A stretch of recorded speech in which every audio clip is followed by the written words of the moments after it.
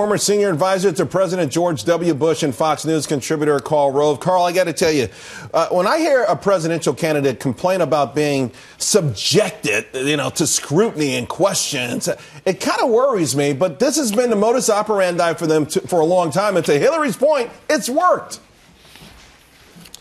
Well, it worked in getting her elected to the United States Senate. I'm not certain it's going to work getting her elected president because, first of all, we have now 20-some-odd years of this, and the problem is getting worse, not better. When she left office as Secretary of State, she had an approval rating in the 60s. She now has an approval rating in the high 40s. Significant drop, and the reason is because people are now taking a close look at her and seeing on a whole range of issues that she's untrustworthy, that she's not credible, that she's hiding the ball from them. And the way she's conducting herself is simply making those questions and concerns larger. Although, aside from all those things that you're saying, and of course, intelligent, well-schooled voters focus on these kind of things, but there are a lot of people who are apolitical, and when they come around to every 2 or 4 years going into the voting booth, other things move them. This sort of subjected, constant barrage, I am a victim, women are victims. I mean, could that resonate enough that nothing else matters ultimately?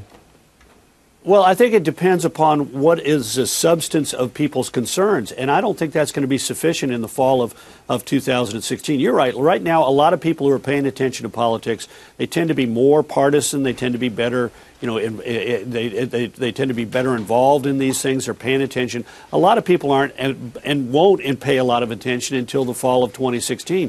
But those people, the swing voters who decide presidential elections, do place a lot of emphasis on the personal characteristics of a candidate. And that's why these numbers about trustworthy and cares about people like me and somebody that I can relate to are so bad for Clinton, is because those are exactly the kind of characteristics that are going to play a big role in how those people make those decisions in the fall of 2016. She's not off to a good start. Got plenty of time to correct it, but she's not going to correct it by giving, episodic interviews to the press and complaining about being asked tough questions. She has to answer the tough questions. So, Karl, why did you? With 30 seconds left, I got to throw out a question about Donald Trump.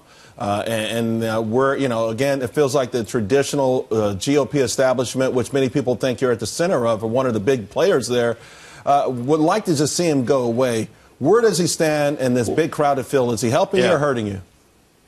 Well, he's not going away, and I think he could be the Todd Aiken of the 2016 election, saying outrageous things about subjects that cause people to question the entire Republican ticket. But before you paint him as the Republican insurgent, as a strong conservative who is representing the grassroots of the party against the establishment, just remember this: between 1989 and 2010, this is a man who gave $314,000 in campaign contributions to Democrats and $290,000 to Republicans. The largest contribution he made was to help the Democrats take over the Senate in 2006 and make Harry Reid the leader. He's given money to Harry Reid, Ted Kennedy, John Kerry, Hillary Clinton. We'll leave it there. We got the gist of it, and you didn't even need your whiteboard, and I understand that one. Hey, Karl, thanks a lot, buddy. Exactly. We'll again be talking to you again real soon.